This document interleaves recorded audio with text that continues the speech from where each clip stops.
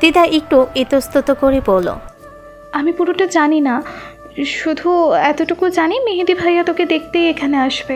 মেহরুন অবাক হয়ে তাকালো। এখানে আসবে মানে কখন? কিছুক্ষণের মধ্যে। ঠিক তখনই বাইরে বাইকের শব্দ শোনা গেল। রাতের নীরবতার মধ্যে শব্দটা যেন আরও স্পষ্ট হয়ে উঠল। মেহরুনের বুকের ভেতর কেমন অদ্ভুত একটা ধাক্কা লাগলো। বাইরে বাইকের শব্দটা থামতে তিথা দ্রুত জানালার ফাঁক দিয়ে নিচে তাকালো। তারপর ঘুরে মেহরুনের দিকে তাকিয়ে ফিসফিস করে বলল, হ্যাঁ, মেহেদি ভাইয়ারই এসেছে। মেহরুনের বুকের ভেতর কেমন অদ্ভুত একটা ধাক্কা লাগলো। সে দ্রুত দরজার দিকে তাকালো। তারপর নিচতলার দিক থেকে ভেসে আসা তিথার আব্বু আম্মুর কথাবার্তার শব্দ শুনে আরও অস্বস্তিতে পড়ে গেল। মেহরুন চাপা গলায় বলল, এখন আমি নিচে যাব কিভাবে? আন্টি আঙ্কেল তো নিচে বসে আছে। তিথা কিছুক্ষণ চিন্তা করে হঠাৎ আলমারির দিকে এগিয়ে গেল। তাড়াহুড়ো করে কয়েকটা শাড়ি বের করে এনে বিছানায় উপর ফেলল। মেহরুন অবাক হয়ে বলল, কি রে, তুই কি সিরিয়াস টাইমে গলায় দড়ি দেওয়ার কথা ভাবছিস নাকি? তিথা বিরক্তি নিয়ে বলল। শালি, আমি কোন দুঃখে গলায় দড়ি দিতে যাব? মেহরুন এবার হাসতে হাসতে বলল, তাহলে এই শাড়িগুলো দিয়ে কি তোর মায়ের আরেকটা বিয়ে দিতে চাচ্ছিস নাকি? বাদ দে বইন, এসব নিয়ে বেশি ঘাটতে চাইস না। তোর মতো মাথা মোটারা এসব বুঝবে না। পরে দেখা যাবে বেশি ঘাটতে গিয়ে তোর মাথাটাই ফেটে গেছে। কথাটা বলেই তিথা হো হো করে হাসতে লাগলো। মেহরুন বেচারি প্রচণ্ড রেগে গিয়ে বলল। তিথা কিছুটা হাসি থামিয়ে বলল। মেহরুন মুখ ভেঙচি কেটে বলল, তুই মাথা মোটা, তোর 14 গোষ্ঠী মাথা মোটা, আবার আসছে আমাকে মাথা মোটা বলতে। তিথা কিছুটা হাসি থামিয়ে বলল, আচ্ছা, আমি ধরে নিলাম আমার মাথা মোটা। এবার তুই বল, আমি এই শাড়িগুলো দিয়ে কি করতে চাচ্ছি? মেহরুন মুখ ভেঙচি কেটে বলল, তোর মাথা নিয়ে কি আমি চলে নাকি যে তুই কি করতে চাচ্ছিস সেটা আমি বলতে পারবো? মেহরুনের কথাটা শুনিয়ে তিথা আবারও হো হো করে হাসতে লাগলো। তিথার হাসি যেন থামতে চাইছিল না। ওর সেই বিখ্যাত সব জানি টাইপ হাসিটা দেখে মেহরুন আরও বেশি বিরক্ত হয়ে গেল। সে বালিশটা তুলে তিথার দিকে ছুঁড়ে মেরে বলল, আর একবারও হাসবি না, নাহলে কিন্তু সত্যি সত্যি তোর মাথা ফাটিয়ে দিব। তিথা কোনো মতে হাসি সামলে বালিশটা পাশে রেখে বলল, আচ্ছা আচ্ছা, রাগ করিস না, এখন মন দিয়ে শোন। সে দ্রুত শাড়িগুলো হাতে নিয়ে একটার সঙ্গে আরেকটা শক্ত করে বাঁধতে শুরু করলো। কয়েক মিনিটের মধ্যে লম্বা শাড়ির একটা দড়ি তৈরি হয়ে গেল। তারপর সেটার এক প্রান্ত বেলকনি রেলিংয়ের সঙ্গে শক্ত করে বেঁধে দিল।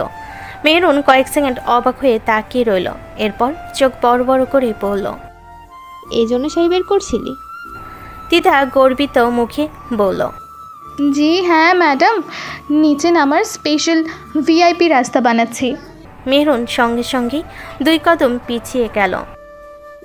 না না না, আমি এইটা দিয়ে নামবো না, যদি ছিঁড়ে যায়।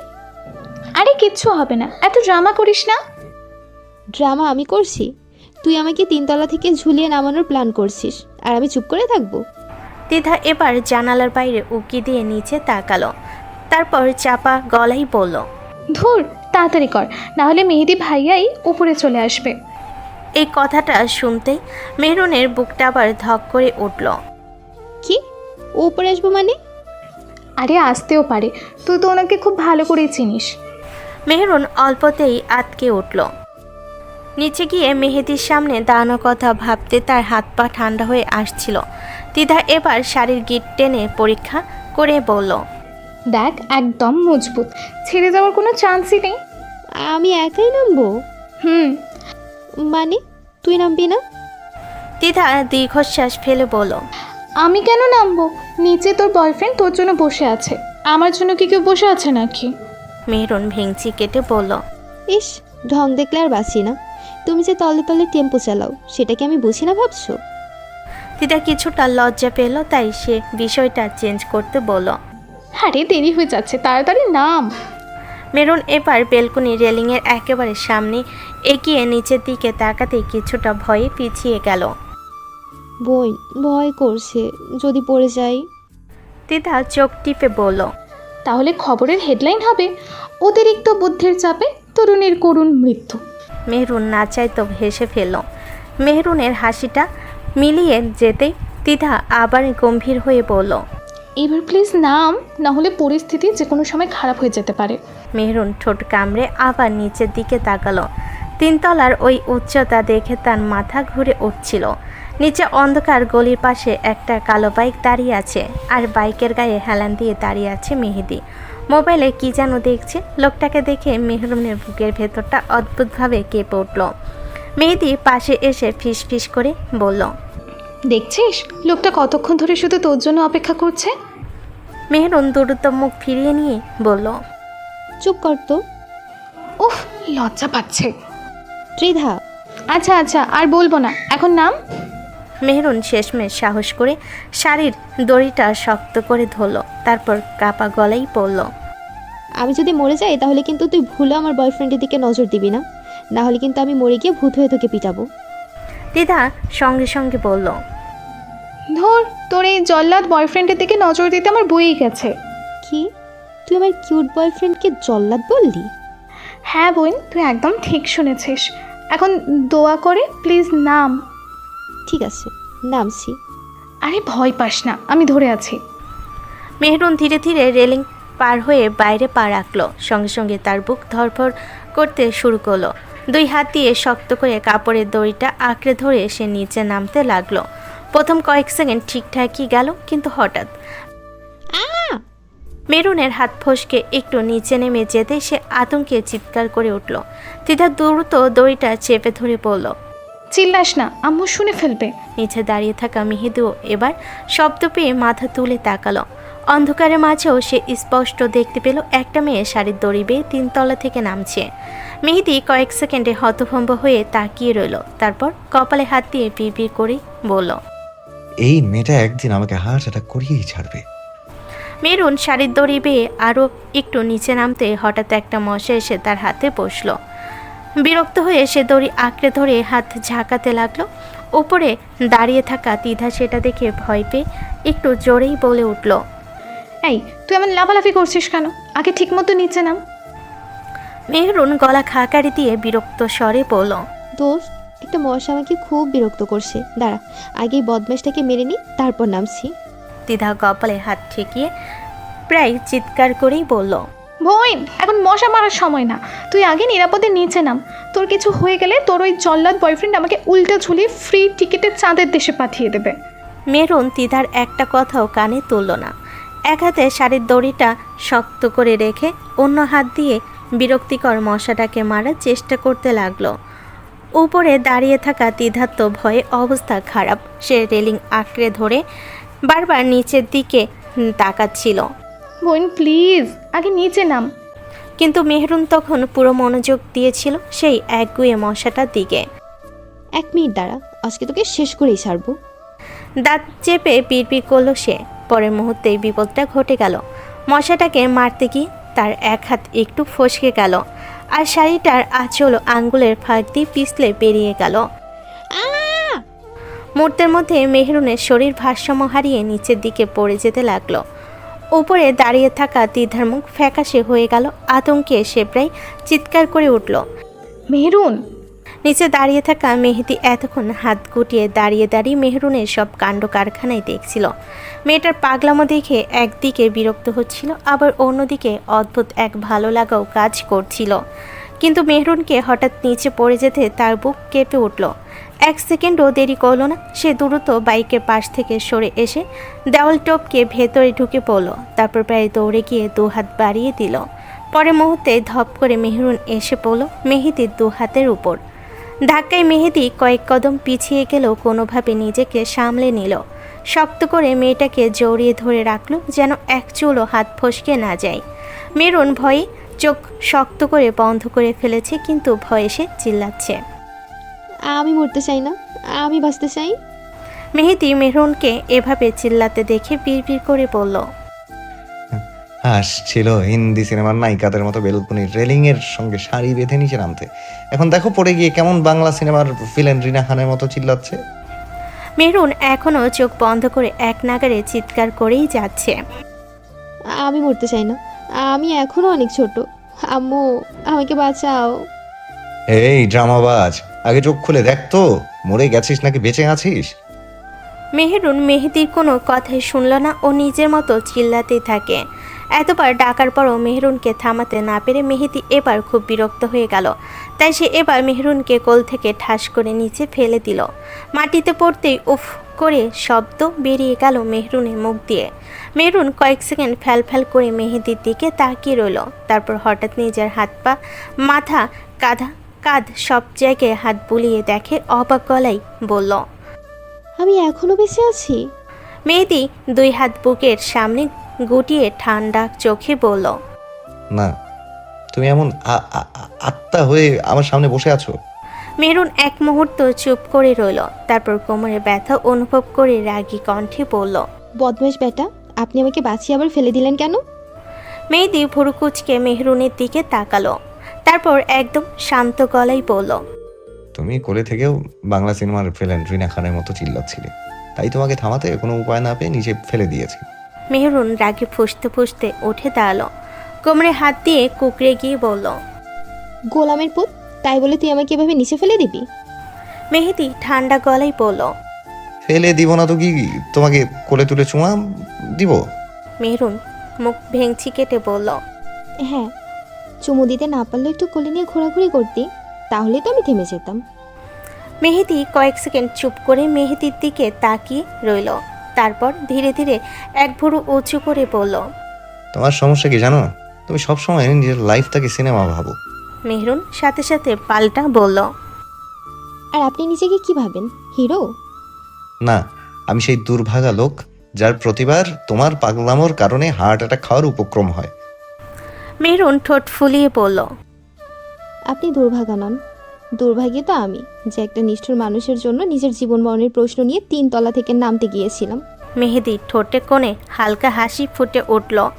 সে ধীরে ধীরে মেহেরুনের দিকে এক পা এগিয়ে এসে বলল, জীবন মরণের প্রশ্ন? হ্যাঁ, 3 তলা থেকে ঝুলে নামা কি চারটিখানি কথা নাকি? মেহেদি এবার গম্ভীর কণ্ঠে চিৎকার করে উঠল। তাহলে কে বলেছিল নামতে? মেহেরুন আমতা আমতা করে বলল, আপনি তো আমাকে ডেকে পাঠিয়েছেন। আমি ডেকে পাঠিয়েছি, ঠিক আছে, কিন্তু আমি কি বলেছিলাম 3 তলার বারান্দা থেকে শাড়ি বেঁধে স্পাইডারম্যানের মতো লাফিয়ে লাফিয়ে নিচে নামতে? মেহেরুন সঙ্গে সঙ্গে চুপসে গেল। আসলে মেহেদির কথাটা পুরোপুরি মিথ্যাও না। ও একটু গলা খাকারি দিয়ে বলল, ওটা আমার আইডিয়া ছিল না, সব ত্রিধার মাথা থেকে বের হয়েছে। মেহেদি 2 হাত কোমরে রেখে গভীর একটা নিঃশ্বাস ফেলল। অবশ্যই ত্রিধার মাথা থেকে বের হয়েছে, কারণ তোমার মাথা থেকে তো এর চেয়েও ভয়ঙ্কর কিছু বের হতো। মেহেরুন সঙ্গে সঙ্গে প্রতিবাদ করল, এই, আপনি কিন্তু আমাকে অপমান করছেন। অপমান করছি না, বাস্তবতা বলছি। মেহেরুন কিছুক্ষণ চুপ থেকে তারপর মুখ ভেঙচি কেটে বলল, আপনার বাস্তবতা বলা হয়ে থাকলে এবার বলুন, আমাকে কেন ডেকেছেন? মেহেদি কয়েক সেকেন্ড মেহরুনের দিকে তাকিয়ে রইল। রাতের হালকা বাতাসে মেয়েটার এলোমেলো চুলগুলো বারবার মুখের উপর এসে পড়ছিল। একটু আগেও যে মেয়েটা 3 তলা থেকে পড়ে যাওয়ার উপক্রম করেছিল, এখন সে আবার আগের মতোই রাগি মুখ করে দাঁড়িয়ে আছে। মেহেদি ধীরে ধীরে বলল, তোমাকে ডাকার কারণটা সত্যিই জরুরি ছিল। মেহেরুন ভুরু কুচকে বলল। কি এমন জরুরি? মেহেদি কোনো উত্তর দিল না, বরং একবার চারপাশ তাকিয়ে দ্রুত দেওয়ালের দিকে এগিয়ে গেল। মেহরুন অবাক হয়ে জিজ্ঞেস করল, এই, কোথায় যাচ্ছেন? মেহেদি যেতে যেতে শুধু বলল, 1 মিনিট দাঁড়াও। কথাটা বলে সে অনায়াসে দেওয়াল টপকে বাইরে চলে গেল। মেহরুন হতভম্ব হয়ে দাঁড়িয়ে রইল। নিজের মনে বিড়বিড় করল সে, কি অদ্ভুত লোক রে বাবা। 2 মিনিট পর আবার দেওয়ালের ওপাশে একটা শব্দ হলো। পরের মুহূর্তে মেহেদি এক একে 20টা বড় বড় শপিং ব্যাগ হাতে নিয়ে দেওয়াল টপকে ভেতরে ঢুকে পড়ল। এতগুলো ব্যাগ নিয়ে মেহেদি আসতে দেখে মেহরুন একদম থমকে গেল। চোখ দুটো বিস্ময়ে বড় বড় হয়ে গেল। জিজ্ঞেস করলো, এতগুলো ব্যাগ? মেহেদি ব্যাগগুলো নিয়ে এসে মেহরুনের সামনে দাঁড়ালো। তারপর ছোট্ট করে বলল, মেহরুন ভোর উঁচিয়ে জিজ্ঞেস করলো, এগুলো কার? তোমার। এক মুহূর্তে যেন মেহরুনের মাথা কাজ করা বন্ধ করে দিল। সে কয়েক পলক ফেলল, তারপর আবার ব্যাগগুলোর দিকে তাকালো। ভাবলো, আমার মানে? মেহেদি নির্লিপ্ত গলায় বলল, না, পাশের বাসার খালার। মেহরুন ঠোঁট ফুলিয়ে বলল, আপনি না মাঝে মাঝে খুব অসহ্য হয়ে যান। মেহেদি ভুর উঁচু করে বলল। মাঝে মাঝে কেন? আমি তো সবসময়ই অসহ্য। মেহেরুন কয়েক সেকেন্ড তার দিকে তাকিয়ে রইল, তারপর মুখ ভেঙচি কেটে বলল। নিজের দোষ নিজেই স্বীকার করছেন, ব্যাপারটা ভালো লাগলো। থ্যাঙ্কস। আবার থ্যাঙ্কস। মেহরুন নিজে বিরক্ত হয়ে একটা দীর্ঘশ্বাস ফেল। সত্যি এই লোকটার সঙ্গে তর্ক করে জেতা তার পক্ষে সম্ভব না। মেহরুন আবার ব্যাগগুলোর দিকে তাকালো, জিজ্ঞেস করলো। আচ্ছা সিরিয়াসলি বলুন তো, এগুলোতে কি আছে? মেহেদি এবার একটু গম্ভীর হলো, বলল। এতে পরপুরুষের নজর থেকে তোমাকে আড়াল করার ব্যবস্থা আছে। মেহরুন এক মুহূর্ত চুপ করে রইল, তারপর ধীরে ধীরে ভুরু কুঁচকে বলল। পরপুরুষের নজর থেকে আমাকে আড়াল করার ব্যবস্থা আছে মানে? এটা আবার কি ধরনের কথা? মেহেদি ব্যাগগুলোর দিকে ইশারা করে শান্ত গলায় বলল। খুলে দেখো। মেহরুন একদম গম্ভীর মুখে মেয়েদের হাত থেকে একটা ব্যাগ টেনে নিল। ধীরে ধীরে সেটা খুলতে ভেতর থেকে বেরিয়ে এলো একটি সুন্দর বোরকা। সে থমকে গেল, বিড়বিড় করে বলল, বোরখা? মেহেদি শান্ত গলায় বলল। আরও দেখো। মেহরুন এবার একে একে ব্যাগগুলো খুলতে শুরু করলো। প্রথম, দ্বিতীয়, তৃতীয় প্রতিটা ব্যাগই শুধু বোরকা। চোখে অবিশ্বাস নিয়ে সে একটা পর একটা বের করে রাখতে লাগলো। মোট 15টা ব্যাগ শেষ হতে না হতেই তার হাতে একটা ছোট্ট পাহাড়ের মতো বোরকার স্তূপ হয়ে গেল। মেহরুন কিছুক্ষণ চুপ করে তাকিয়ে রইল, তারপর হঠাৎ সে এগিয়ে গিয়ে 30টা বোরকা একসাথে তুলে মেহেদি কাঁধের উপর চাপিয়ে দিল, বলল। এই নিন, আপনার দারুণ ব্যবস্থা, আপনার কাঁধেই রাখুন। মেহেদি একটু নড়ে চড়ে দাঁড়ালো, কিন্তু কিছু বলল না। মেহরুন এবার বাকি 5টা ব্যাগের দিকে তাকালো। ভুরু কুচকে আবার খুলতে শুরু করলো। 1টা, 2টা, 3টা সব ব্যাগই এবার হিজাব। মোট 30টা হিজাব। মেহরুন এবার কয়েক সেকেন্ড নিশ্চুপ দাঁড়িয়ে রইল, তারপর ধীরে ধীরে মাথা তুলে মেহেদির দিকে তাকালো, জিজ্ঞেস করলো। এতগুলো বোরখা কেন কিনেছেন? মেহেদি মেহরুনের কথায় প্রচণ্ড বিরক্ত হলো। সে কাঁধ থেকে বোরকাগুলো হাতে নিয়ে বলল। তোমাকে পরানোর জন্য কিনেছি। কিন্তু তাই বলে এতগুলো কিনবেন? দুটো বোরকা কিনলেই তো হতো, শুধু শুধু এতগুলো কেনার কি প্রয়োজন ছিল? কতগুলো কেনার প্রয়োজন ছিল সেটা তোমাকে বলতে বলিনি। মেহেদির কথাটা শুনে মেহরুনের চোখ যেন আবার আগের সেই বিরক্তি ফিরে এলো। সে ধীরে ধীরে শ্বাস ছাড়ল, তারপর শান্ত গলায় বলল। কিন্তু এতগুলো বোরখা দিয়ে আমি কি করব? কথাটা শুনে মেহেদির মাথাটা প্রচণ্ড গরম হয়ে গেল। সে মেহরুনের দিকে কিছুটা এগিয়ে গম্ভীর কণ্ঠে বলল। কি করবে মানে? কালকে থেকে স্কুল ড্রেসের পরিবর্তে বোরখা আর হিজাব পরে স্কুলে যাবে। শুধু স্কুলেই না, এখন থেকে বাইরে বের হলেও বোরখা আর হিজাব পরে বের হবে। মেহরুন কয়েক সেকেন্ড ভদ্র মেয়ের মতো চুপ করে দাঁড়িয়ে রইল, তারপর ধীরে ধীরে চোখ তুলে তাকালো মেহেদির দিকে। আচ্ছা সে না হয় পরবো, কিন্তু আপনার হঠাৎ কি এমন হলো যে আপনি আমাকে বোরকা পরানোর জন্য উঠে পড়ে লাগলেন? মেহেদি মেহরুনের দিকে তাকিয়ে গম্ভীর গলায় বলল। আজকে তোমাকে একটা ছেলে নিজের প্রেমিকা বলে প্রপোজ করতে এসেছিল। কাল আবার কে আসবে তার ঠিক নেই। তাই আমি সিদ্ধান্ত নিয়েছি তুমি এখন থেকে বোরখা পরে সুন্দর করে পর্দা করে স্কুলে যাবে। তাহলে অন্য ছেলেরা আর তোমাকে নিজের প্রেমিকা ভেবে প্রপোজ করতে আসবে না। কথাটা শেষ করে সে একটু শক্তভাবে শ্বাস ছাড়ল, যেন সিদ্ধান্তটা অনেক ভেবে নেওয়া। মেহরুন 1 সেকেন্ডের জন্য থমকে গেল, অবাক কণ্ঠে জিজ্ঞেস করল। আপনি এই কথা কোথা থেকে জানলেন? কোথা থেকে জানলাম সেটা বড় কথা না। বড় কথা হলো তুমি এখন থেকে আর বোরখা ছাড়া কোথাও বের হতে পারবে না। যদি কোথাও বের হতেই হয় তাহলে সুন্দর করে বোরখা পরে বের হতে হবে। মেহেদির কথা শেষ হতেই মেহরুন তাকে রাগানোর জন্য বলল। আচ্ছা যদি বোরকা না পরি তাহলে? এ কথা শুনে মেহেদি আগে থেকেও বেশি রেগে গেল, দাঁতে দাঁত পিষে বলল। দেখো মেহরুন, আমাকে রাগিও না, তাহলে এর ফল ভালো হবে না। তুমি এইটুকু মাথায় রাখো, তুমি আমার মালিকানা, আর আমার মালিকানায় অন্য কারো নজর আমি সহ্য করব না। কথাটা বলে মেহেদি আর এক মুহূর্ত দাঁড়ালো না। রাগের চোটে হনহন করে দেওয়ালের দিকে হাঁটা ধরল। মেহেদিকে সত্যি সত্যি রেগে চলে যেতে দেখে মেহরুনে খুব হাসি পাচ্ছিল, কিন্তু ও হাসল না। মেহেদি চলে যাওয়ার পানে চেয়ে তাকে চিলিয়ে চিলিয়ে ডাকতে লাগলো, কিন্তু মেহেদি ততক্ষণে দেওয়ালের বাইরে চলে গেছে। রাত আরও একটু গভীর হয়েছে, চারপাশে নীরবতা যেন ধীরে ধীরে আরও ঘন হয়ে উঠছে। মায়েরা টেবিল ল্যাম্পের মিলান আলোয় বসে চিঠি লিখছে। কলমের কালিতে ভিজে যাচ্ছিল সাদা কাগজ। আর তার চোখের মুখে ছিল এক অদ্ভুত মনোযোগ। ঠিক তখনই হঠাৎ ফোনটা বেজে উঠল। মায়েরা একবার ফোনের দিকে তাকিয়ে আবার লেখায় মন দিল। এখন কারোর সঙ্গে কথা বলার ইচ্ছে তার নেই, কিন্তু প্রথমবার না ধরার পরও আবার ফোনটা বেজে উঠল। এবার সে ফোনটা তুলল না। তৃতীয়বার ফোনটা বাজতেই বিরক্তি নিয়ে ফোনটা হাতে নিল। স্ক্রিনে ভেসে উঠল অপরিচিত একটা নাম্বার।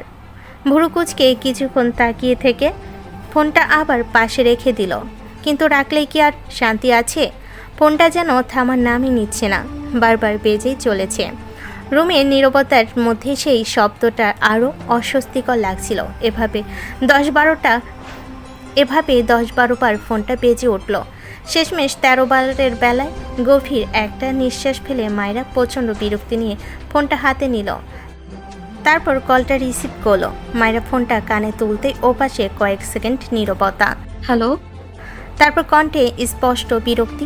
ওপাশ থেকে একটা শান্ত হাসিমাখা পুরুষের কণ্ঠ ভেসে এলো। কে মিস, অবশেষে কলটা রিসিভ করলেন তাহলে? আমি তো ভাবছিলাম কলটা রিসিভ করানোর জন্য হয়তো আরও 100টা কল করতে হবে। এ কে বলছেন আপনি? আর সমস্যাটা কি আপনার? কেন এত রাতে অচেনা একটা মেয়েকে বারবার কল করে অহেতুক বিরক্ত করছেন আপনি? প্রথমত, আমি একজন অত্যন্ত ধৈর্যশীল মানুষ। আর দ্বিতীয়ত, আমি তোমাকে বিরক্ত করছি না, বরং উল্টো তুমি নিজেই আমাকে বিরক্ত করছো। মানে আপনি এসব কি বলছেন? আমি তো আপনাকে চিনিই না। আর তাছাড়া আপনি নিজেই তো বারবার কল করে আমায় বিরক্ত করছেন। হ্যাঁ, তুমি আমাকে বিরক্ত করেছো বলেই তো আমি তোমাকে কল করে বিরক্ত করছি। আরে ভাই, আপনি কি বাংলা কথা বোঝেন না? আমি তো বলছি আমি আপনাকে চিনি না, তাহলে বিরক্তটা করলাম কি করে? শালি, তুই আমার রাতের ঘুম কেড়ে নিয়ে এখন বলছিস আমাকে বিরক্ত করলে কিভাবে? আরে ভাই, আপনি কি বাংলা কথা বোঝেন না? আমি তো বলছি আমি আপনাকে চিনি না, তাহলে বিরক্তটা করলাম কি করে? দেখুন, একদম কোনো বাজে কথা বলবেন না। আমি আমার নিজের ঘুম নিয়েই অনেক সুখে শান্তিতে আছি, তাই আমার অন্য কারো ঘুম কেড়ে নেওয়ার কোনো প্রয়োজন নেই। নিজের ঘুম নিয়ে যখন সুখে শান্তিতে আছে, তাহলে কেন শুধু শুধু আমার ঘুমটুকে কেড়ে নিলা? মায়েরা প্রচণ্ড বিরক্তি হয়ে গেল। এবার কোনো একই কথা কেন বারবার বলছেন? আমি তো বললামই আমি কারো ঘুম কেড়ে নিইনি। ছি, নাউজুবিল্লাহ, আস্তাগফিরুল্লাহ, তওবা তওবা। তুমি সব কি বলছো বেব? মায়েরা কয়েক সেকেন্ড চুপ করে রইল। তারপর দাঁতে দাঁত চেপে বলল, এক্সকিউজ মি, আপনি কি বলেন আমায়? ওপাশ থেকে সঙ্গে সঙ্গে উত্তর এলো, বেব বললাম। কেন, শুনতে সমস্যা হচ্ছে নাকি? দেখুন, আপনার সাহস তো কম না। মাঝরাতে অচেনা একটা মেয়েকে ফোন করে উল্টাপাল্টা কথা বলছেন আপনি, আবার বেবি ডাকছেন। আচ্ছা ঠিক আছে, বেবি না, তাহলে জান। চুপ। মায়েরার গলা এবার এতটাই চড়া হয়ে গেল যে নিজের কানে লাগলো। আপনি কি পাগল নাকি? না, ডাক্তারের রিপোর্ট অনুযায়ী এখনো সুস্থ আছে। মায়েরা দাঁতে দাঁত চেপে বলল। তাহলে এসব আজগুবি কথা কেন বলছেন? ওপাশে একটা দীর্ঘশ্বাসের শব্দ শোনা গেল। আমার এত সুন্দর কথাগুলো তোমার রাজকবি কথা বলে মনে হচ্ছে। হায় আল্লাহ, তুমি আমাকে কি দিন দেখাইলা? এই দিন দেখানোর আগে আমাকে নিচের কাছে তুলে নিলেই তো পারতা। নাটক বন্ধ করবেন। নাটক? আমি তো এখনো ট্রেলারও শুরু করিনি জান। আবার যান। আচ্ছা আচ্ছা, জান না। তাহলে মিস রাগিনী? আমার নাম রাগিনী না। তাহলে? মায়েরা কয়েক সেকেন্ড চুপ করে রইল। লোকটার কণ্ঠ একটা কেমন নির্লজ্জ স্বাভাবিকতা ছিল যে রাগ করাটাও কঠিন হয়ে যাচ্ছিল। আমার নাম জানার দরকার নেই আপনার। ও, রহস্যময় টাইপ। ঠিক আছে, নাম না বললেও চলবে। আমি নিজে একটা নাম দিয়ে দিচ্ছি। দরকার নেই। হুম, রাত জায়গা পড়ি কেমন? একদম না। তাহলে মিস বাল? কি? মায়েরা এত জোরে বলে উঠল যে নিজেই চমকে গেল। ওপাশের সঙ্গে সঙ্গে হাসির শব্দ ভেসে এলো। আরে আরে, রাগ করছো কেন? একটু আগে তো নিজে বললে। আমি আপনাকে বলেছিলাম। আমি তো নিজেকেই বলছি, তুমি কেন নিজের উপর নিয়ে যাচ্ছ? মায়েরা চোখ বন্ধ করে ধীরে ধীরে মাথা নাড়ল। আল্লাহ, আমি কার সঙ্গে কথা বলছি? তোমার ভবিষ্যৎ স্বামীর সঙ্গে। কি? না মানে তোমার বর্তমানে দুঃস্বপ্নের সঙ্গে। আপনি কিন্তু বেশি বেশি করছেন। শুধু একবার আপনার বাসার ঠিকানাটা পেলেই হতো, তারপর কত ধানে কত চাল সেটা আপনাকে বুঝিয়ে দিতাম। সে এবারও মজা করে বলল, আরে আমার বাসা তো তোমার মনেই। কি আজে বাজে কথা। আমার মনে আপনার জন্য কোনো জায়গা নেই। আচ্ছা, তাহলে এতক্ষণ ধরে আমার সঙ্গে কথা বলছো কেন? মায়েরা এক মুহূর্তের জন্য থমকে গেল, তারপর দ্রুত বলল। কারণ আমি জানতে চাই আপনি আসলে কে। ও, তাহলে আমার পরিচয় জানার আগ্রহ আছে? না, আপনার বিরুদ্ধে থানায় অভিযোগ করার জন্য দরকার। ওপাশের লোকটার হাসির শব্দ আবার ভেসে এলো। বাহ, প্রথমবার ফোনে কথা বলাতেই থানার কথা। সম্পর্কটা বেশ সিরিয়াস দিকে যাচ্ছে দেখছি। মায়েরা এবার সত্যি ধৈর্যের শেষ সীমায় পৌঁছে গেল। শুনুন মিস্টার, আপনার এই ফালতু কথাবার্তা আমি অনেকক্ষণ ধরে সহ্য করছি। এখন আমার আর এক সেকেন্ডও সময় নষ্ট করার ইচ্ছে নেই। আরে আরে, এত রাগ করছো কেন? রাগ করলে কিন্তু তোমাকে আরো। একদম চুপ। মায়েরার কণ্ঠে এতটাই কঠিন ছিল যে ওপাশে কয়েক সেকেন্ডের জন্য নীরবতা নেমে এলো। আমি শেষবারের মতো বলছি, আপনি কে আমি জানি না, চিনিও না, আর চিনতেও চাই না। তাই ভবিষ্যতে আমায় আর কখনো ফোন করবেন না। লোকটা কিছু বলতে যাচ্ছিল, কিন্তু কোনো কিন্তু না। মায়েরা দৃঢ় গলেই বলল। আর যদি আবার ফোন করেন তাহলে সত্যি থানায় অভিযোগ করব। তখন আপনার এই হাসি ঠাট্টা সব বের হয়ে যাবে। ওপাশ থেকে হালকা একটা দীর্ঘশ্বাস শোনা গেল। পরে মুহূর্তে লোকটাকে আর কিছু বলতে না দিয়ে মায়েরা কলটা টুস করে কেটে দিল। রুমটা আবার আগের মতো নীরব হয়ে গেল। ফোনটা টেবিল ওপরে ছুঁড়ে রেখে সে বিরক্ত মুখে কয়েক সেকেন্ড স্থির হয়ে বসে রইল। তারপর মাথা নেড়ে নিজের চিঠির দিকে তাকালো। আজব লোক একটা। কলমটা হাতে নিয়ে আবার লেখায় মন দেওয়ার চেষ্টা করলো, কিন্তু আশ্চর্যের বিষয় হলো কয়েক লাইন লিখতেই তার মাথার ভেতর আবার সেই অপরিচিত কণ্ঠটা ভেসে উঠল। তোমার ভবিষ্যৎ স্বামীর সঙ্গে। মায়েরার সঙ্গে সঙ্গে মাথা ঝাঁকালো, নিজেকেই ধমক দিল সে। ধুর। তারপর আবার কাগজের দিকে মনোযোগ দিল। আস্তে আস্তে লিখতে শুরু করলো। কলমের নিভ কাগজের উপর ধীরে ধীরে চলতে লাগলো। লিখতে লিখতে হঠাৎ থেমে গেল সে। ভুরু কুঁচকে নিজের লেখা কয়েক সেকেন্ড দেখলো, তারপর বিরক্ত হয়ে একটা লাইন কেটে দিল। মৃদু শব্দ করে আবার নতুন করে লিখতে শুরু করলো। উফ। আজকে চিঠিটা তার কাছে বেশ গুরুত্বপূর্ণ, খুবই গুরুত্বপূর্ণ, তাই মনোযোগ হারাতে চায় না। কিন্তু যতই মনোযোগ দিতে চাই, বারবার সেই অচেনা কণ্ঠটা মাথায় ভেসে উঠছে। মায়েরা সঙ্গে সঙ্গে মাথা নাড়ল, নিজের মনেই বিড়বিড় করে বলল। একদম অসহ্য মানুষ। তারপর কলমের গতি আরও দ্রুত হয়ে গেল। মিনিট 10 পর সে এতটাই লেখায় ডুবে গেল যে চারপাশের সব কিছু ভুলে গেল। ফোন, অচেনা নাম্বার, বিরক্তিকর যুবক, সব। এখন তার পুরো পৃথিবী জুড়ে শুধু সাদা কাগজ আর কালো কালি, আর সেই চিঠি যেটার প্রতিটি শব্দ সে খুব যত্ন করে লিখেছে। কারণ এই চিঠিটা এমন একজনের জন্য যাকে এখন মায়েরার অনেক প্রয়োজন। রাত প্রায় 10:30 মতো বাজে। মেহরুন তিধার থেকে বিদায় নিয়ে বাড়ির উদ্দেশ্যে রওনা দিয়েছে। তিধাদের বাসা থেকে বেরিয়ে মোড়ের কাছে একটা ছোট্ট পার্ক আছে। সে পার্ক পর্যন্ত পৌঁছাতে মেহরুনের চোখে পড়ল একটি ছেলে আর একটি মেয়ে পাশাপাশি বসে আছে। দূর থেকে ছেলেটিকে দেখে মেহরুনের কেমন যেন চেনা চেনা মনে হলো। কৌতূহল আর সন্দেহ মিশ্রিত অনুভূতি নিয়ে সে বাইকটার রাস্তার পাশে থামিয়ে দিল। তারপর ধীরে ধীরে তাদের দিকে এগিয়ে যেতে লাগলো। কিছুটা কাছে আসতেই পার্কের মিলান আলোয় ছেলেটির মুখ স্পষ্ট হয়ে উঠল। মুখটা দেখে মেহরুন হঠাৎ থমকে গেল। বিস্ময়ে তার চোখ বড় হয়ে গেল। নিজের অজান্তেই ফিস ফিস করে বলল, আরে এ তো রনি।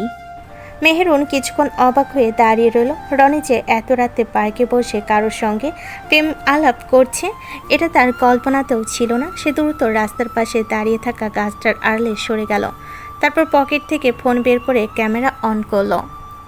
মেহরুনের চোখে তখন দুষ্টু ঝিলিক। নিজের মনে বিড়বিড় করলো সে, আহা, আমাদের ভদ্র ভাইয়ার আসল রূপ তো দেখি আজ ধরা পড়ে গেল।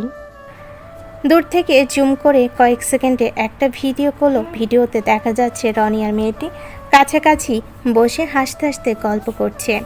মাঝে মাঝে রনি এমন ভঙ্গিতে কথা বলছে যেন পৃথিবীতে সবচেয়ে গুরুত্বপূর্ণ সভা চলছে। ভিডিও শেষ করে মেহরুন সেটি দেখে নিজেই হেসে ফেলল। বাহ, প্রমাণ তো একেবারে সিনেমেটিক হয়েছে। তার মাথায় নানা দুষ্টু চিন্তা ঘুরপাক খেতে লাগলো। এই ভিডিও দেখিয়ে রনিকে একটু ভয় দেখালে কেমন হয়? হয়তো কয়েকটা টাকা আদায়ও করা যাবে। কিন্তু পর মুহূর্তেই আবার হাসলো। উফ, আগে দেখি ওনার মুখের রংটা কেমন হয়। ফোনটা সাবধানে পকেটে রেখে আর একবার দূর থেকে রনি আর তার সঙ্গীর দিকে তাকালো। তারা এখনও নিজেদের গল্পে এতটাই ব্যস্ত যে আশেপাশে কি হচ্ছে তার কোনো খবরই নেই। মেহরুন মাথা নেড়ে মুচকি হাসলো। রুই মাছ, কালকের দিনটা তোর জন্য খুবই স্মরণীয় হতে চলেছে। এই বলে সে ধীরে ধীরে বাইকের দিকে ফিরে গেল। হেলমেট পরে ইঞ্জিনে স্টার্ট দিল। কয়েক মুহূর্তের মধ্যে বাইকের আলো রাতের অন্ধকার চিরে সামনে এগিয়ে গেল। সকাল 11টা। মাইরা আর মেহেরুন একটু ঘুরতে বের হয়েছিল। এখন ঘোরাঘুরি শেষ করেই ক্লাসের দিকে যাচ্ছিল। হঠাৎ করেই সামনে থেকে স্নেহতের হইচই শোনা গেল। শব্দটা শুনে দুজনেই একটু থেমে দাঁড়ালো। চারপাশে কি হচ্ছে বোঝার চেষ্টা করছিল তারা। চল তো সামনে গিয়ে দেখি সিনিয়রদের কি হয়েছে। হ্যাঁ, চল যাই। এরপর দুজন ধীরে ধীরে এগিয়ে গেল সেই জায়গার দিকে। স্নেহরা জড়ো হয়ে হইচই করছিল। মায়েরা স্নেহদের ভিড় থেকে একটা মেয়েকে আলাদা করে একটু পাশে নিয়ে এলো। তারপর শান্ত গলায় জিজ্ঞেস করলো, আচ্ছা আপু, কি হয়েছে? তোমরা এভাবে চিৎকার কেন করছো? মেয়েটা এক মুহূর্তে না থেমে দ্রুত বলতে শুরু করলো। আসলে সাকিব নামের আমাদের একটা ক্লাসমেট আছে, ওকে কালকে সন্ধ্যার পর থেকে খুঁজে পাওয়া যাচ্ছে না, সবাই খুব টেনশনে করছে। আসলে সাকিব নামে আমাদের একটা ক্লাসমেট আছে, ওকে কালকে সন্ধ্যার পর থেকে খুঁজে পাওয়া যাচ্ছে না, সবাই খুব টেনশনে আছে। শুনেছি ওরে নাকি কয়েকজন মিলে খুব মারধরও করেছে। কথাটা শেষ হতে তার চোখে ভয় আর অস্থিরতা স্পষ্ট হয়ে উঠল। মায়েরা চুপ করে কয়েক সেকেন্ড দাঁড়িয়ে রইল। তারপর ধীরে ধীরে বলল, পুলিশে খবর দেওয়া হয়েছে? আর ওর শেষ দেখা কোথায় হয়েছিল? মেয়েটা একটু দম নিয়ে বলল, হ্যাঁ, জানানো হয়েছে, কিন্তু ওর ফোন বন্ধ, আর শেষবার ওকে ক্যাম্পাসের পাশের রাস্তায় দেখা গিয়েছিল। এই কথা শুনে মায়রা আর মেহেরুন একে অপরের দিকে তাকালো। ভিড়ের ভেতরে হইচইটা তখন আরও ভারী, আরও অস্থির লাগছিল। ভিড়ের ভেতর নাইমাও ছিল। সে মায়রা আর মেহেরুনকে দেখে দ্রুত ওদের দিকে এগিয়ে এলো। তার মুখে স্পষ্ট রাগ আর অস্থিরতা। সে এসে একদম মায়রার সামনে দাঁড়ালো। তারপর রাগী গলায় বলল, এই মেয়ে, সত্যি করে বলো সাকিব কোথায়? তুমি আমার সাকিবকে কোথায় লুকিয়ে রেখেছো বলো। একটু থেমে তার কণ্ঠে আরও তীব্র হয়ে উঠল, আমি খুব ভালো করে জানি তুমি লোককে সাকিবকে মেরে কোথাও সরিয়ে ফেলেছো। নাইমার চেঁচামেচিতে চারপাশে থাকা স্নেহরাও মুহূর্তের জন্য চুপ হয়ে গেল। হইচইটা যেন এক ঝটকায় থেমে গিয়ে চাপা উত্তেজনায় বদলে গেল। মাইরা নাইমার এসব কথা শুনে কিছুটা অবাক হয়ে গেল। সে শান্ত গলায় বলে, নাইমা, তুমি এসব কি বলছো? আমি কেন এমন করব? আমি তো এক্ষুনি এখানে এসে জানতে পারলাম সাকিব নিখোঁজ। মেহরুন দ্রুত মায়রার পাশ থেকে বলল, হ্যাঁ, আমরা দুজন তো ক্লাসে যাচ্ছিলাম, হঠাৎ সিনিয়রদের হইচই শুনতে পেয়ে এদিকটায় আসলাম, আর তারপরে আপুটার থেকে সাকিবের নিখোঁজ হওয়ার খবরটা জানতে পারলাম। নাইমার আগে কাঁপতে কাঁপতে আবারও মেহরুনের উদ্দেশ্যে বলল, একদম মিথ্যে কথা বলবে না। কালকে তোমার বোনকে থাপ্পড় মারতে চেয়েছিলাম বলে তুমি তার বদলা আমার সাকিবের উপর দিয়ে নিলে, তাই না? তার চোখে পানি জমে গেল। রাগটা কম ছিল না। নাইমা এসব উল্টাপাল্টা কথা শুনে মেহরুন আবার প্রচণ্ড রেগে গেল। এই মেয়ে, না জেনে উল্টাপাল্টা কোনো কথা বলবা না, না হলে মেরে একদম মুখ ফাটিয়ে ফেলবো। ওদের ঝগড়া দেখে ভিড়ের মধ্যে ফিস ফিস শুরু হয়ে গেল। কেউ কেউ পরিস্থিতি বোঝার চেষ্টা করছে, কেউ আবার হতবাক হয়ে তাকিয়ে আছে। মেহরুনের কথা শুনে পরিস্থিতি আরও উত্তপ্ত হয়ে উঠল। নাইমার সঙ্গে সঙ্গে এক পা এগিয়ে এসে বলল, বাহ, সত্যিটা বলেছি বলে এখন আমাকেও সাকিবের মতো সরিয়ে ফেলার পরিকল্পনা করছো? তোমরা কি ভেবেছো আমাকে মারার ভয় দেখালেই আমি সত্যিটা বলা বন্ধ করে দিব? হা হা, জীবন নেও না। মেহরুন রাগে নাইমার দিকে আরেক পা বাড়াতে যাচ্ছিল, কিন্তু তার আগেই মায়রা দ্রুত মেহরুনের হাত ধরে চেপে ধরল, যাতে সে আর কোনো ঝামেলা করতে না পারে। মায়রা মেহরুনের হাতটা চেপে ধরে শান্ত কিন্তু দৃঢ় কণ্ঠে বলল, মেহরুন, শান্ত হ। এখন মাথা গরম করলে পরিস্থিতি আরো উল্টো দিকে যাবে। মেহরুনকে কথাটা বলে সে নাইমার দিকে তাকালো। তারপর শান্ত কণ্ঠে বলল, তুমি আমাদের উপর রাগ করতে পারো, আমাদের অপছন্দও করতে পারো, কিন্তু তাই বলে কোনো প্রমাণ ছাড়া আমাদের উপর এমন অভিযোগ করতে পারো না। নাইমা মায়রার কথায় একটু শান্ত হলো না, বরং তার চোখে দৃষ্টি আরও কঠিন হয়ে উঠল। সে ঠোঁট কামড়ে বলল, প্রমাণ? প্রমাণ চাইছো? সাকিব নিখোঁজ হওয়ার আগের দিনও ও তোমার সাথে কথা কাটাকাটি হয়েছিল, তারপর হঠাৎ করে ও উধাও। আর তুমি এখন বলছো এটা শুধুই কাকতালীয়? মায়েরা স্থির দৃষ্টিতে নাইমার দিকে তাকিয়ে রইল। কথা কাটাকাটি হয়েছিল মানেই আমি কি ওর ক্ষতি করেছি? তোমার কাছে যদি সত্যি কোনো প্রমাণ থাকে তাহলে সবার সামনে বলো, কিন্তু শুধু সন্দেহের উপর ভিত্তি করে আমাকে সবার সামনে অপরাধী বানাতে পারো না তুমি। নাইমার চোখে তখন অশ্রুতে ভরে গেছে। রাগ, ভয় আর অসহায়ত্ব সব মিলিয়ে তার কণ্ঠ কেঁপে উঠছিল। সে মায়েরার দিকে আঙ্গুল তুলে বলল, আমি কিছু জানি না। আমি শুধু আমার সাকিবকে সুস্থ অবস্থায় পেতে চাই। আমার সাকিবের যদি কিছু হয় তাহলে আমি তোমাদের কাউকে ছাড়বো না। কথাগুলো বলার সময় তার গলা ধরে এলো। শেষ শব্দগুলো প্রায় ফিসফিস করে বের হলো। মায়েরার কয়েক মুহূর্তের জন্য নীরবতা নেমে এলো।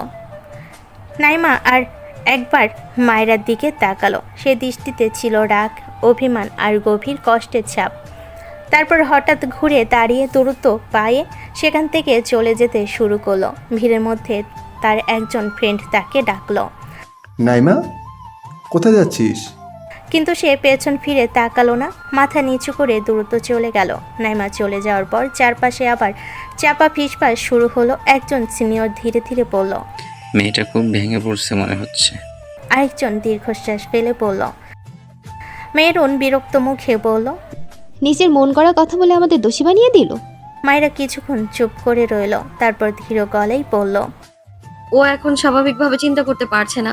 যার কাছের মানুষ হঠাৎ নিখোঁজ হয়ে যায় সে অনেক সময় ভয় আর দুশ্চিন্তা থেকে ভুল সিদ্ধান্তে পৌঁছে যায়। মেহরুন ভুরু কুচকে বলল। তবু এভাবে সবার সামনে অভিযোগ করার কোনো মানে হয় না। মায়েরা কোনো উত্তর দিল না। সে শুধু একবার নাইমা যেদিকে চলে গেছে সেদিকে তাকালো। স্কুল ছুটি হয়েছে বেশ অনেকক্ষণ। ছুটি হওয়ার সঙ্গে সঙ্গে মেহরুন, তিধা, তিশা ও ইকরা বাড়ির পথে হাঁটা ধরে। কিন্তু মায়েরা আর জিকরা তাদের সঙ্গে যাবে না বলে ফুচকা খাওয়ার অজুহাতে স্কুল ছুটির পর ফুচকার দোকানের সামনে দাঁড়িয়ে থাকে। মেহরুনরা চলে যাওয়ার পর দুজনের মনের সুখে স্কুলের পাশে রাস্তা ধরে হাঁটতে শুরু করে। হাঁটতে হাঁটতে তারা সামনের একটা দোকান থেকে দুজনের জন্য 2টা আইসক্রিম কিনে নেয়। আইসক্রিম খেতে খেতে আর নানা গল্পে মেতে ধীরে ধীরে এগিয়ে যেতে থাকে মায়েরা ও জিকরা। চারপাশে বিকেলের শান্ত পরিবেশ আর তাদের প্রাণখোলা আড্ডায় সময় যেন আরও সুন্দর হয়ে ওঠে। হাঁটতে হাঁটতে মায়েরা আর জিকরা নিজেদের গল্পে এতটাই মগ্ন ছিল যে সামনে কি ঘটছে সেদিকে তাদের বিশেষ খেয়াল ছিল না। ঠিক তখনই তাদের সামনে এসে একটি বাইক ধীরে ধীরে থেমে গেল। হঠাৎ করে বাইক থামতেই দেখে মায়েরা একটু চমকে উঠল। স্বাভাবিকভাবেই সে এক পা পিছিয়ে গেল, কিন্তু পরের মুহূর্তে বাইকের আরোহীর দিকে ভালো করে তাকাতে তার চোখে বিস্ময় বড় হয়ে গেল। মাহতিম চৌধুরী! মায়েরার কণ্ঠে অবাক হওয়ার সুর স্পষ্ট। মাহতিম হেলমেট খুলতেই মায়েরা আরও অবাক হয়ে গেল। তার ঠোঁটের নিচে শুকিয়ে যাওয়া রক্তের হালকা দাগ, এক হাতে আঁচড়ের মতো কাটা চিহ্ন আর কপালের পাশে ছোট্ট একটি ব্যান্ডেজ দেখা যাচ্ছে। মাহতিমের এই অবস্থা দেখে মায়েরার ভুরু কুঁচকে গেল। চিন্তিত কণ্ঠের সঙ্গে সঙ্গে জিজ্ঞেস করল, আপনার এই অবস্থা কি করে হলো? জিকরাও বিস্মিত চোখে মাহতিমের দিকে তাকিয়ে রইল। মাহতিম কিছুক্ষণ চুপ করে তাদের দিকে তাকিয়ে রইল, যেন কি বলবে ভেবে পাচ্ছে না। তারপর ঠোঁটের কোণে হালকা হাসি টেনে বলল, আরে কিছু না, ছোট্ট একটা ঝামেলা হয়েছিল। কিছু না মানে? আপনার কপাল কাটা, হাতে কাটা, মুখেও রক্তের দাগ। মায়েরার কণ্ঠে এবার উদ্বেগ স্পষ্ট। মাহতিম একটু অপ্রস্তুত হয়ে দৃষ্টি সরিয়ে নিল। সত্যি বলছে, তেমন কিছু হয়নি, বাইকটা স্লিপ করেছিল ব্যাস। মায়েরা বিশ্বাস করতে পারল না। সে কয়েক মুহূর্তে মাহতিমের দিকে তাকিয়ে রইল। মনে হচ্ছে মাহতিম পুরো সত্যটা বলছে না। বিকেলে নরম আলোয় রাস্তার পাশে দাঁড়িয়ে থাকা ছেলেটার ক্লান্ত চেহারা দেখে মায়েরার অদ্ভুত এক অস্বস্তি হলো। একটু আগে সে নিশ্চিন্ত মনে গল্প করছিল, অথচ এখন তার সব মনোযোগ গিয়ে আটকে গেছে মাহতিমের সেই আহত চেহারার দিকে। আপনি ঠিক আছেন তো? অনেকটা নরম স্বরে জিজ্ঞেস করলো মায়েরা। প্রশ্নটা শুনে মাহতিম এক মুহূর্ত তার দিকে তাকিয়ে রইল। তারপর ধীরে ধীরে মাথা নেড়ে বলল, হ্যাঁ আমি ঠিক আছে। কিন্তু কেন যেন মায়েরার মনে হলো উত্তরটা যতটা সহজ শোনাচ্ছে বিষয়টা হয়তো ততটা সহজ নয়। মায়েরার মনে অস্বস্তিটা আরও বাড়তে লাগলো। মাহতিম যতই বলুক যে সে ঠিক আছে, তার চেহারা দেখে তা বিশ্বাস করা কঠিন। আপনি মিথ্যে বলছেন তাই না? মায়েরা সরাসরি জিজ্ঞেস করলো। মাহতিম হালকা হেসে মাথা নেড়ে বলল, তোমার তো দেখছি গোয়েন্দাগিরির অভ্যাস আর গেল না। মজা করবেন না, আমি সিরিয়াস। মায়ের কণ্ঠে দৃঢ়তা দেখে মাহতিমের হাসিটা মিলিয়ে গেল। সে একবার হাতের কাটার দিকে তাকিয়ে আবার চোখ সরিয়ে নিল। জিকরা এতক্ষণ দাঁড়িয়ে দাঁড়িয়ে চুপচাপ ছিল। এবার সে বলল, ভাইয়া সত্যি করে বলেন তো কি হয়েছে? কিছুক্ষণ নীরব থেকে মাহতিম দীর্ঘশ্বাস ফেলল। একটা ছেলের সঙ্গে ঝামেলা হয়েছিল। ঝামেলা মানে আপনি মারামারি করেছেন? মায়েরা বিস্মিত হয়ে বলল, মারামারি বলে ঠিক হবে না। তাহলে? আমি তোর পুরোপুরি ব্যবস্থা করে এসেছি। মায়েরা আর জিকরা একে অপরের দিকে তাকালো। মানে কি করেছেন? মায়েরা জানতে চাইল। মাহতিম একটু গম্ভীর কণ্ঠে বলল, একজন আমার কলেজে ধরে টান দিতে চেয়েছিল, তাই আমিও তার পুরো হৃৎপিণ্ড ধরে টান দিয়েছি। মায়েরা মাহতিমের এমন ঘুরিয়ে পেঁচিয়ে কথাগুলো একদমই বুঝতে পারছে না, তাই সে বিরক্ত হয়ে বলল, আপনি ঘুরিয়ে পেঁচিয়ে কি সব কথা বলছেন? আমার তো আপনার এসব কথা কিছুই মাথায় ঢুকছে না। কথাটা বলে মায়েরা ভুরুকুচকে তাকিয়ে রইল তার দিকে। মাহতিম কয়েক সেকেন্ড চুপ করে থেকে বলল, না যাওয়াটাই ভালো। কেন? কারণ ঘটনা যতটা বলার মতো তার চেয়ে বেশি ঝামেলার। তবুও জানতে চাই। মাহতিম এবার দীর্ঘশ্বাস ফেলল। আর ছেলেটার জন্য একটু আপ্যায়নের ব্যবস্থা করতে একটু চোট পেয়েছে। আর সেই একটু আধটুতে আপনার এই অবস্থা? মায়েরা সন্দেহ ভরা চোখে বলল। হ বোন। জিকরা মুখ চেপে হাসল। ভাইয়া আপনি কিছুই সোজা করে বলেন না। সোজা করে বললে তো মজা থাকে না। মায়েরা চোখ রাঙ্গালো। আপনার অবস্থা দেখেছেন আপনি, তারপরেও মজা করছেন? মাহতিম এবার সত্যি একটু চুপ হয়ে গেল। তার দৃষ্টি কয়েক মুহূর্তের জন্য মায়েরার মুখে স্থির রইল। তুমি এত চিন্তা করছো কেন? প্রশ্নটা শুনে মায়েরা থমকে গেল। আমি আমি চিন্তা করছি না। মাহতিম এবার একটু দুষ্টু হেসে বলল, ও তাই? অবশ্যই না। তাহলে গত 5 মিনিটে একই কথা 4বার জিজ্ঞেস করলে কেন? জিকরা সঙ্গে সঙ্গে মুখ ফিরিয়ে অন্যদিকে তাকালো, যেন হাসি আটকানোর চেষ্টা করছে। মায়েরা অপ্রস্তুত হয়ে বলল, কারণ আপনার চেহারা দেখলেই বোঝা যাচ্ছে আপনি ঠিক নেই। কিন্তু আমার তো তা মনে হচ্ছে না। আমি তো দিব্যি দাঁড়িয়ে আছে। দাঁড়িয়ে আছেন বলে কি ঠিক আছেন? মায়েরার উত্তর শুনে মাহতিম কিছুক্ষণ চুপ করে রইল। বিকেলে হালকা বাতাস এসে তার এলোমেলো চুলগুলো উড়িয়ে দিল। কপালের ব্যান্ডেজটার দিকে আবারও চোখ গেল মায়েরার। অদ্ভুতভাবে খারাপ লাগতে শুরু করলো তার। ডক্টর দেখিয়েছেন? হ্যাঁ। ওষুধ খেয়েছেন? হ্যাঁ। ঠিকমতো বিশ্রাম নিয়েছেন? মায়েরা একের পর এক প্রশ্ন করে যাচ্ছে। মাহতিম এবার ভুরু তুলে তার দিকে তাকালো, বলল, আর কিছু জিজ্ঞেস করবে?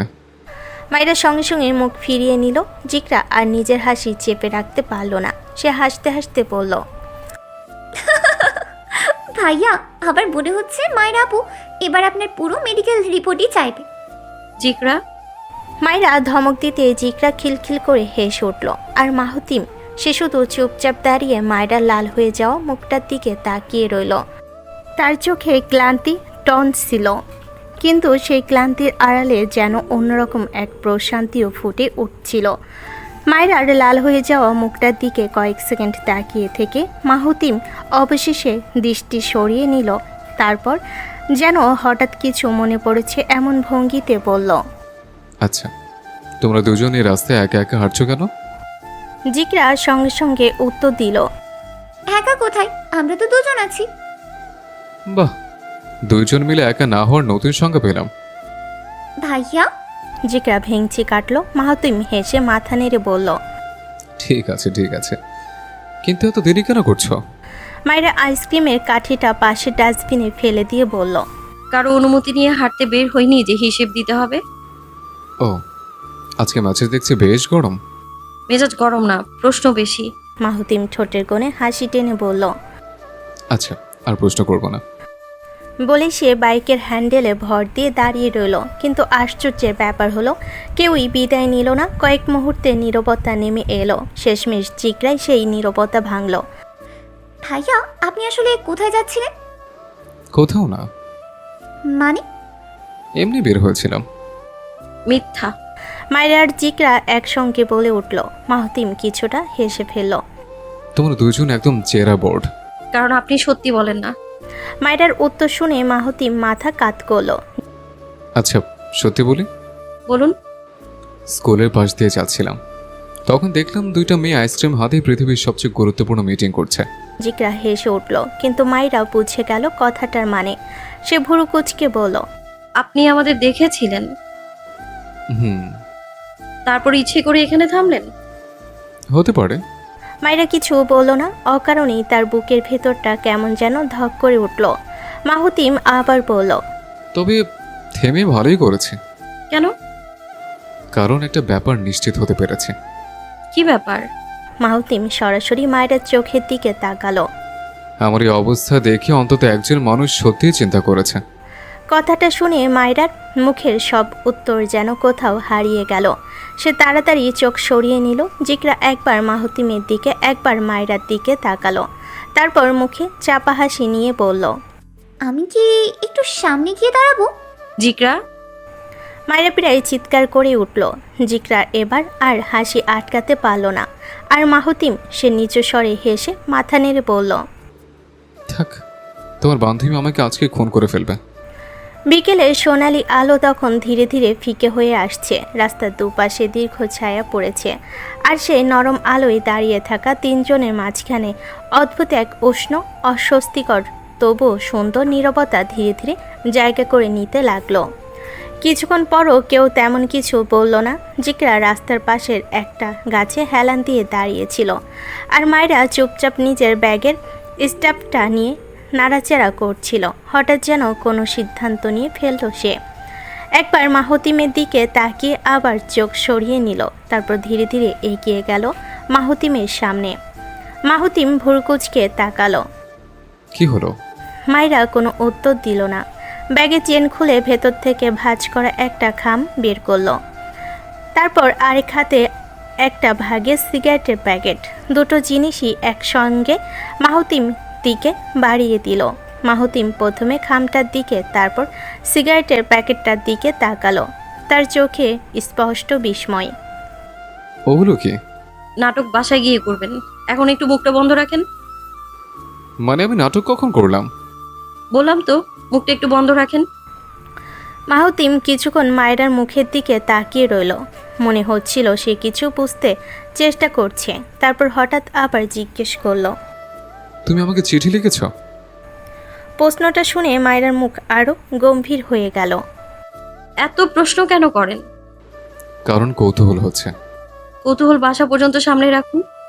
জিকরা পাশে দাঁড়িয়ে পুরো দৃশ্যটা দেখে মিটিমিটি হাসছিল। ভাইয়া, আমি কিন্তু জানি ভিতরে কি আছে। মাহতিম উত্তেজনার সঙ্গে সঙ্গে বলল, সত্যি? তাহলে বলো। না, বলবো না। মাহতিম এবার দুজনের দিকে সন্দেহের চোখে তাকালো। তোমরা দুইজন আজকে কিছু একটা পাকাচ্ছ। মোটেও না। তারপর এক মুহূর্ত আর দাঁড়ালো না। চল জিকরা। এখনই চলে যাবি? হ্যাঁ, এক্ষুনি চল। জিকরা হাসতে হাসতে তার পাশে গিয়ে দাঁড়ালো। যাওয়ার আগে একবার পিছন ফিরে মাহতিমের দিকে তাকিয়ে বলল, ভাইয়া, চিঠিটা অবশ্যই পড়বেন, আচ্ছা পড়ব। আর প্যাকেটটাও খুলবেন। ঠিক আছে। জিকরা রহস্যময়ী হাসি দিয়ে মাথা নেড়ে মায়ের সঙ্গে হাঁটা শুরু করলো। মাহতিম রাস্তার মাঝখানে দাঁড়িয়ে রইল, এক হাতে ভাঁজ করা খাম, অন্য হাতে সিগারেটের প্যাকেট। মায়েরা একবারও পিছন ফিরে তাকালো না। তবু অদ্ভুতভাবে তার মনে হচ্ছিল মাহতিমের দৃষ্টি এখনও তার দিকেই স্থির হয়ে আছে। আর মাহতিম সে কিছুক্ষণ দূরে সরে যেতে থাকা দুটো মেয়ের দিকে তাকিয়ে রইল। তারপর ধীরে ধীরে চোখ নামিয়ে হাতে ধরা খামটার দিকে তাকালো। খামের উপর ছোট ছোট অক্ষরে শুধু একটা কথাই লেখা ছিল, বাড়ি কে খুলবেন। অজান্তে তার ঠোঁটের কোণে এক চিলতে হাসি ফুটে উঠল। আহত কপালের ব্যথাটাও যেন সেই মুহূর্তে একটু কম মনে হলো। কেটে গেছে কয়েকদিন। মায়েরা আর মেহরুন সকাল সকাল তৈরি হয়ে স্কুলের উদ্দেশ্যে রওনা দিয়েছে। যদিও আজ দুজনেরই স্কুলে যাওয়ার একদম ইচ্ছে ছিল না, তবুও তিধার জন্য যেতে হচ্ছে। সকালেই তিধা ফোন করে মেহরুনকে তাড়াতাড়ি স্কুলে চলে আসতে বলেছিল। তবে তিধার কণ্ঠস্বরটা মেহরুনের কাছে কেমন যেন অন্যরকম লেগেছিল। মনে হচ্ছিল সে কান্না জড়িত গলায় কথা বলছে। তিধার এমন কণ্ঠ আর হঠাৎ করে তাড়াতাড়ি স্কুলে আসতে বলার কারণে মেহরুন বেশ দুশ্চিন্তায় পড়ে যায়। তার মনে হতে থাকে নিশ্চয়ই তিধার সঙ্গে কোনো না কোনো সমস্যা হয়েছে। পুরো পথ জুড়ে মেহরুনের মাথায় একই চিন্তা ঘুরপাক খেতে থাকে। তিধা ঠিক আছে তো? এমন কি ঘটেছে যা সে ফোনে বলতে পারেনি? মায়েরাও তিধার অস্বাভাবিক আচরণ নিয়ে চিন্তিত ছিল। তাই বের হওয়ার আগে সে ইকরা, জিকরা আর তিশাকেও ফোন করে দ্রুত স্কুলে চলে আসতে বলেছিল। ফোনে অবশ্য কাউকে কিছু খুলে বলেনি মায়েরা, শুধু বলেছিল, তোরা যত তাড়াতাড়ি পারিস স্কুলে চলে আয়, ত্রিধার কিছু একটা হয়েছে। এতটুকু শুনেই ইকরা, জিকরা আর তিশাও চিন্তায় পড়ে যায়। প্রায় একই সময়ে 5 জনই স্কুলে পৌঁছালো। স্কুলের গেটের সামনে প্রথমে দেখা হলো মাইরা আর মেহরুনের সঙ্গে ইকরা আর জিকরার। যমজ 2 বোন হাঁপাতে হাঁপাতে এসে দাঁড়ালো। ইকরা এসেই প্রশ্ন করলো, কি হয়েছে? এত জরুরি তলব কেন? আমরাও ঠিক জানি না। ঠিক তখনই পিছন থেকে তিশা এসে বলল, সকাল সকাল সবাইকে হার্ট অ্যাটাক দেওয়ার প্ল্যান করেছিস নাকি? হুম হুম। কথাটা শুনেও কেউ হাসলো না। সবার মুখেই অদ্ভুত একটা উদ্বেগ। তিশা সেটা বুঝে ভুরুকুচকে বলল, আচ্ছা, সত্যি করে বল তো কি হয়েছে? মায়েরা দীর্ঘশ্বাস ফেলল। সেটাই তো জানি না, ফোনে কথা বলার সময় ওর গলা শুনে মনে হচ্ছিল কান্না করছে ও। কথাটা শুনে বাকিরাও চুপ হয়ে গেল। আর কোনো কথা না বাড়িয়ে 5 জন দ্রুত স্কুল ভবনের দিকে এগিয়ে গেল। করিডোরে উঠতেই সবার চোখ তিধাকে খুঁজতে লাগলো। সাধারণ এত সকালে এসে বন্ধুদের জন্য অপেক্ষা করে, কিন্তু আজ কোথাও দেখা যাচ্ছে না। মেহরুন আবার ফোন বের করে কল দিল। কয়েকবার রিং হওয়ার পর তিধা ফোন ধরল। মেহরুন চিন্তিত কণ্ঠে বলল, তুই কোথায়? ওপাশ থেকে কিছুক্ষণ নীরবতা, তারপর খুব আস্তে বলল, ক্লাসে আছি, তোরা সবাই চলে আয়। কথা শেষ হতেই কল কেটে গেল। 5 জন একে অপরের দিকে তাকালো। তিধার কণ্ঠ শুনে এবার শুধু মেহরুন নয়, বাকিরাও বুঝে গেল কিছু একটা হয়েছে। তাই আর এক মুহূর্ত দেরি না করে তারা 5 জন দ্রুত ক্লাসরুমের দিকে রওনা দিল। ক্লাসরুমের দরজার সামনে পৌঁছাতেই তারা ভেতরে তাকাতেই দেখল শেষ বেঞ্চে মাথা নিচু করে বসে আছে তিধা। 5 জনে দরজার সামনে দাঁড়িয়ে এক মুহূর্তে থমকে গেল। ক্লাসরুমটা অস্বাভাবিকভাবে শান্ত, কারণ ক্লাস শুরু হতে আরও 2 ঘন্টা বাকি। তাই এখনও অবধি কোনো স্টুডেন্ট স্কুলে আসেনি। জানালা দিয়ে আসা সূর্যের আলো বেঞ্চগুলোর ওপর ছড়িয়ে আছে, কিন্তু সেই বেঞ্চে বসে থাকা তিধাকে যেন সেই আলোর ঠিকভাবে ছুঁতে পারছে না। মাথা নিচু, কাঁধ একটু ঝুঁকে আছে, যেন নিজের ভেতরে নিজেই হারিয়ে গেছে। মেহরুন প্রথমে এক পা এগোলো, তারপর থেমে গেল। সে আস্তে ডাকলো, ত্রিধা। কোনো সাড়া নেই। মাইরা ধীরে ধীরে এগিয়ে গেল, বাকিরাও তার পেছনে। ইকরা খুব আস্তে ফিসফিস করে বলল, ও কি আমাদের কথা শুনতে পাচ্ছে না? ঠিক তখনই তিধার আঙ্গুলগুলো নড়ল, খুব সামান্য। তারপর ধীরে ধীরে সে মাথা তুলল। চোখ দুটো লালচে, যেন অনেকক্ষণ ঘুমায়নি বা কেঁদেছে। কিন্তু মুখে কোনো শব্দ নেই, শুধু একবার সবার দিকে তাকালো, তারপর আবার চোখ নামিয়ে নিল। মেহরুন আর দেরি করলো না, দ্রুত গিয়ে তিধার পাশে বসে পড়ল। তারপর শান্ত কণ্ঠে বলল, এই ত্রিধা, কি হয়েছে তোর? ফোনে এমন করলি কেন? বললি না কিছু?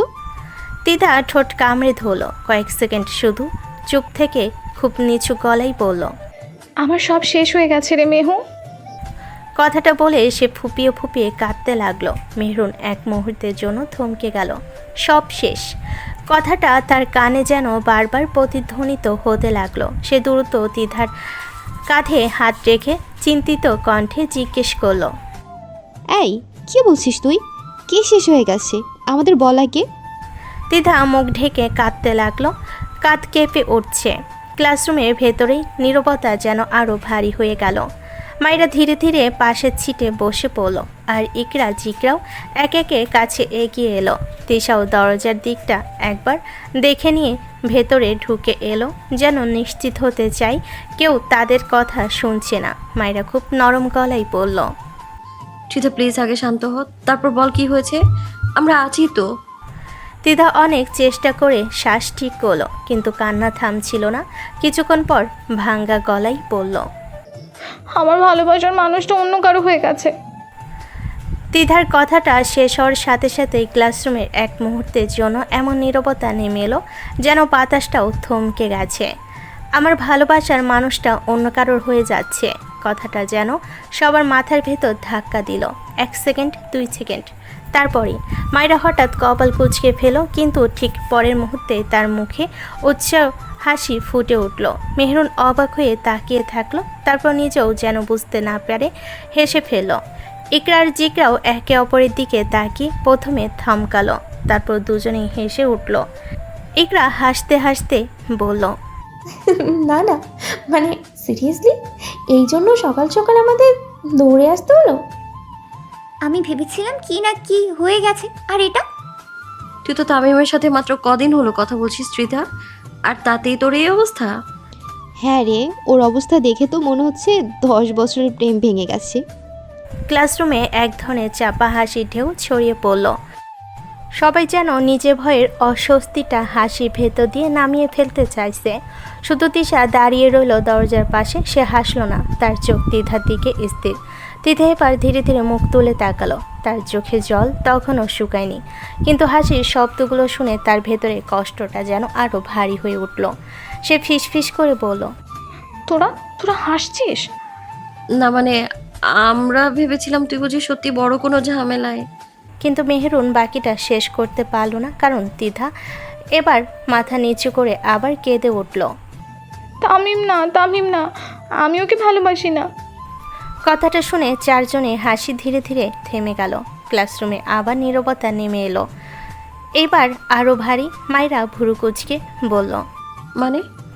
তিধা এবার ধীরে ধীরে শ্বাস নিল, চোখ মুছে বলল, আমি যাকে ভালোবাসি সে তামিম না।